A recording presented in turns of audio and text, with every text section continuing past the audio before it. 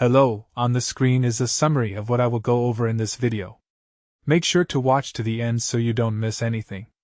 Connecting your PlayStation controller to your Android phone is easier than you might think, and I'm going to walk you through it step by step.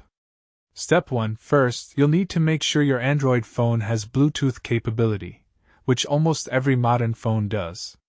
Check your phone settings to confirm Bluetooth is available and enabled on your device. This is the foundation for everything we're about to do. Step 2. Next, grab your PlayStation controller and locate the small reset button on the back of the device. You'll find it near the bottom by the charging port.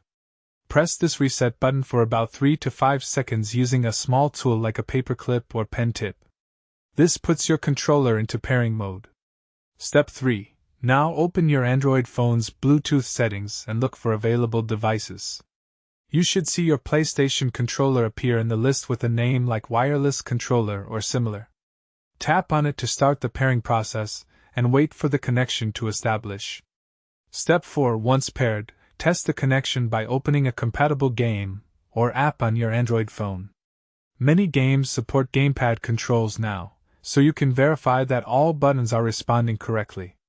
If there's any lag or unresponsiveness, you might need to repair the controller.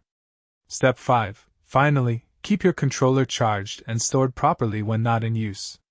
Check periodically that the pairing is still active, especially if you connect multiple devices. You now have full control over your Android gaming experience with your PlayStation controller.